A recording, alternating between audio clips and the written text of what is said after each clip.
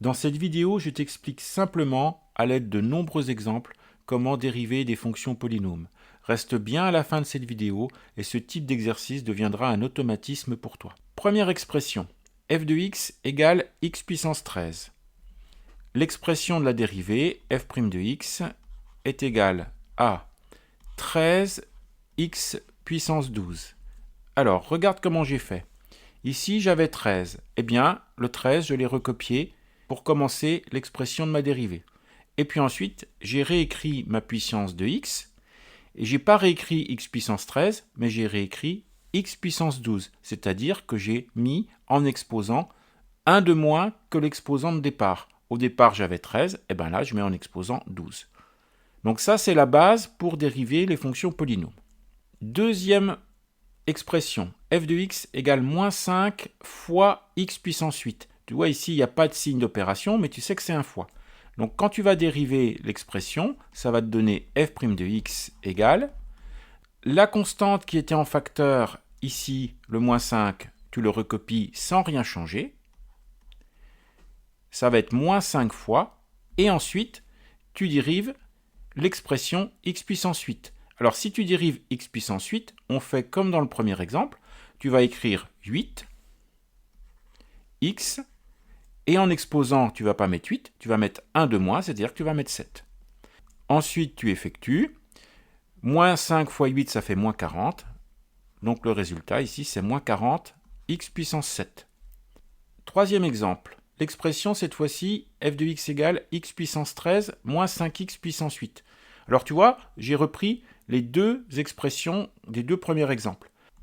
Alors, tu vois, quand tu additionnes comme ça des expressions, donc x puissance 13 qui est additionné avec moins 5x puissance 8, eh ben pour écrire la dérivée, tu écris la somme des dérivées. C'est-à-dire qu'on va tout simplement recopier la dérivée qu'on avait obtenue tout à l'heure, c'est-à-dire 13x puissance 12. Donc l'expression que j'ai écrite ici, c'est l'expression de la dérivée de x puissance 13. Et puis ensuite, on écrit moins 40x puissance 7, moins 40x puissance 7. Et ça, c'est l'expression de la dérivée de l'expression moins 5x puissance 8. Quatrième exemple. Allez, on va essayer de faire ça directement. Donc f' de x, ça va être égal à quoi? Alors tu vois, on a une somme d'expressions. Et bien la dérivée, ça sera la somme des dérivées. Première expression, 4x au carré. Donc 4x au carré, si je dérive, ça va faire 4 fois x au carré. Quand je dérive, ça fait 2x. Donc 4 fois 2x. Ensuite, j'ai moins 3x plus 5. Ça, c'est une expression affine. Quand on dérive une fonction affine, l'expression de la dérivée, c'est le nombre qui est en facteur devant x, c'est la constante ici, moins 3. Donc j'écris moins 3. Je peux effectuer 4 fois 2, 8x, moins 3. Expression suivante, f de x égale 4x au carré plus 7. f' de x, j'ai 4 fois x au carré. Donc comme tout de suite, ça va faire 8x. Et ensuite, j'ai plus 7. Alors là, c'est une fonction constante. Quand on dérive une fonction constante, la dérivée est nulle. Donc, c'est tout. f' de x, ici, c'est simplement 8x. Exemple suivant. Allez, on dérive directement. f' de x, ça va être égal. Donc, ça commence par moins 2x puissance 5. Donc, je recopie mon moins 2. Ça va être moins 2 fois. Quand je dérive x puissance 5, ça fait 5x puissance, j'avais puissance 5, je mets 4, x puissance 4. Ensuite, j'ai plus 3 fois x au carré. La dérivée de x au carré, c'est 2x.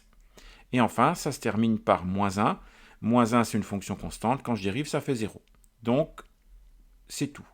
J'effectue. Moins 2 fois 5, ça fait moins 10. Moins 10x puissance 4. Et ensuite, plus 3 fois 2, 6. Donc, plus 6x. Donc, voilà l'expression de ma dérivée. Allez, un dernier exemple. Alors, on va essayer de le faire directement sans étape intermédiaire. Alors, f' de x égale. Donc, dans sa tête, qu'est-ce qu'on se dit? J'ai à dériver l'expression 3 fois x puissance 7. Donc, ça va faire 3 fois 7, 21. Et x puissance 7, j'écris quand je dérive x puissance 6. Ensuite, j'ai moins x puissance 4, donc ça va faire moins 4 fois x puissance 3.